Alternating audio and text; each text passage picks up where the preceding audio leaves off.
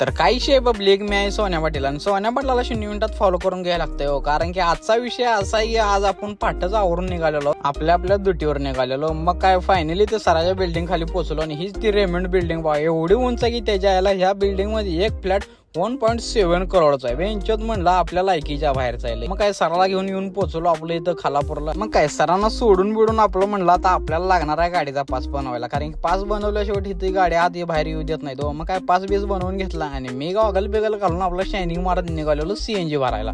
इथं सीएनजी पंपावर आल्यावर आपलं सीएनजी बीएनजी भरून घेतला आणि इथं परत गोदरेज मध्ये आल्यावर इथं असला एक विषय होता की थांबा तुम्हाला धावतो. आता तुम्ही म्हणसाल काय धावतो, असा विषय इथं होता की इथं एवढा खतरनाक व्ह्यू होता की इथं कॅमेरा तर व्यवस्थित दिसत नसेल पण डोळ्याने इतका भारी व्ह्यू दिसत होता काही बोलायचं कामच नाही. इथं व्ह्यू बघूपर्यंत एका सराचा फोन आला की बाबा चल म्हणलं आपल्याला शिफ्टिंगचं सामान ठेवायचं आहे. म्हणताना मी आलतो सराला घेऊन इकडं. सर मला म्हणलं फक्त 2 मिनिटं थांब आणि असं म्हणून मला इथं 2-3 तास उभा केलं. तर त्याच्या यायला मला जायचं होतं घरला, कारण की आपल्या सराचं पण फोन यायला लागलेला की बाबा ये लवकर कुठे घ्या. सराला म्हणलं आलोच 5 मिनिटात आणि हेकडा आल्यावर इतकं ट्रॅफिक लागलं आम्हाला समजायचं बंद झालं. घरला पोहोचायला आम्हाला वाजवल्या होत्या 8 आणि मला आलता कंटाळा. असल्या ट्रॅफिक मध्ये एका हाताने कॅमेरा आणि एका हाताने गाडी चालवणं म्हणजे लय अवघड होतं. म्हणताना म्हणलं आता ब्लॉग आपण आता बंद करायला पाहिजे, नाहीतर विषय कुठं तर अजून एकदा होऊन बसेल. Bye bye.